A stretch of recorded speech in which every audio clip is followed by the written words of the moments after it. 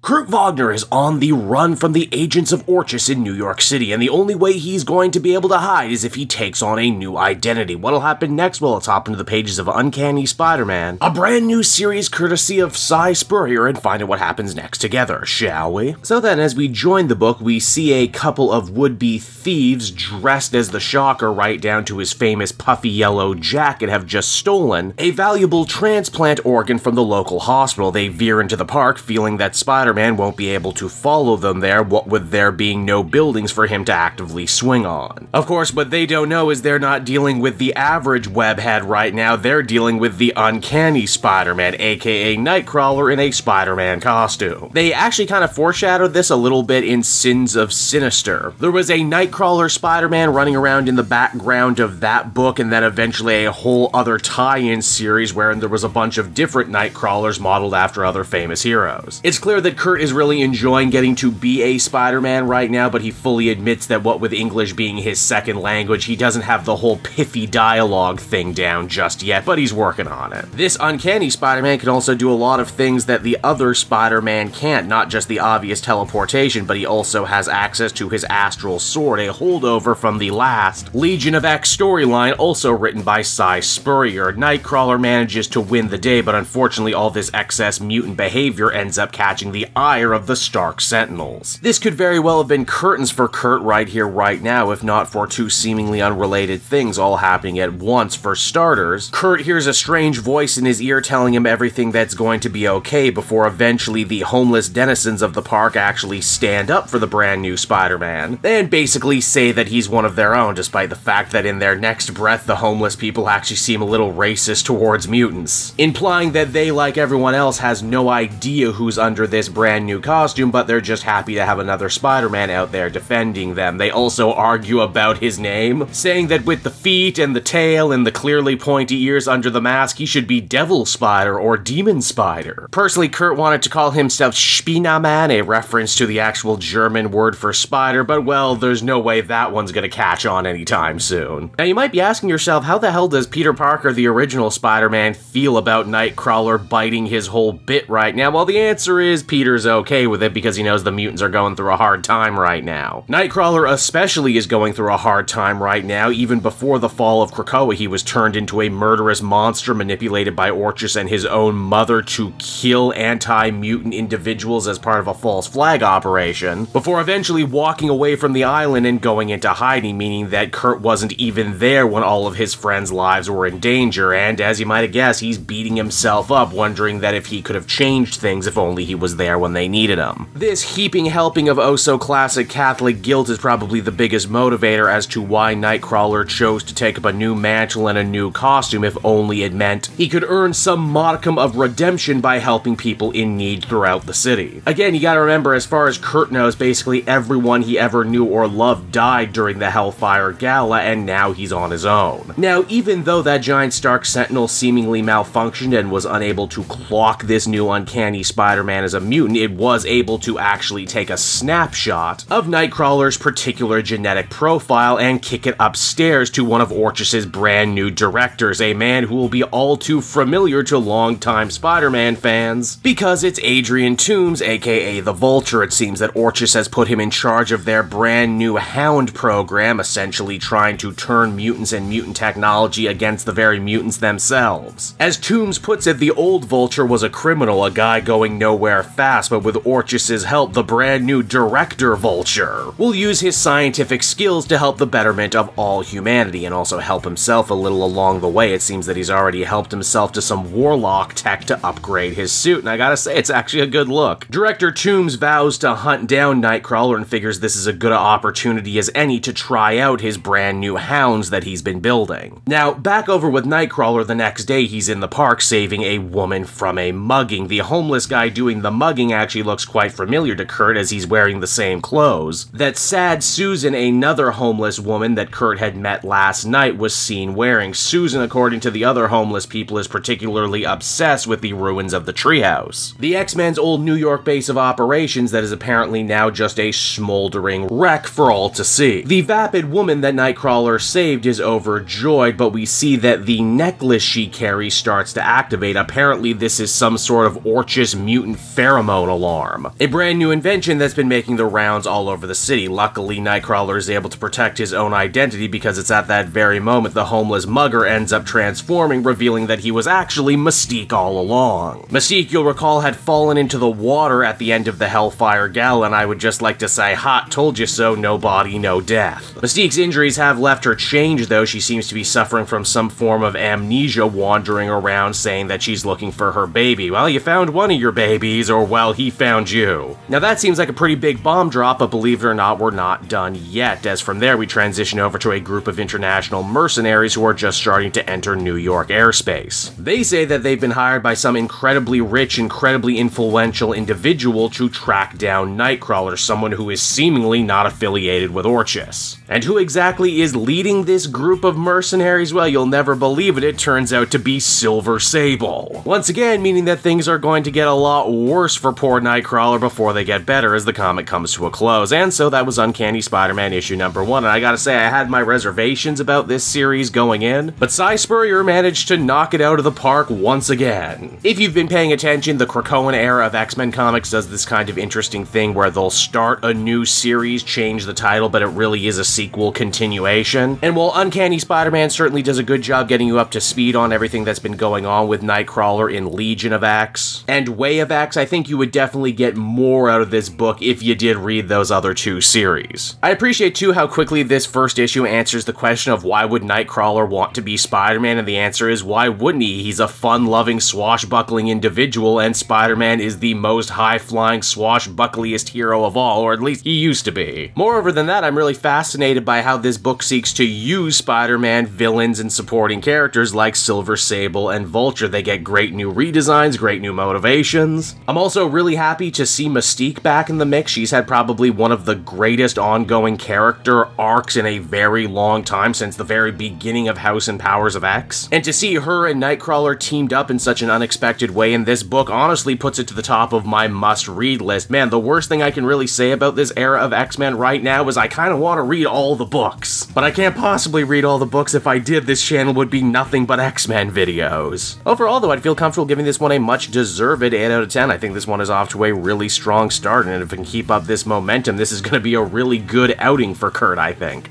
Hey there everyone, it's your old pal Cape Joel again, thanking you so much for watching to the end of the video. I hope you enjoyed it, and if you did, why not check out my Amazon link down in the description. Yes, that's right, the Cape Joel channel officially has its own Amazon storefront now. You can pick up a comic or anything else for that matter, and if you did, you'd really be helping me in the channel. So with that out of the way everyone, I will see you again next time. Bye-bye.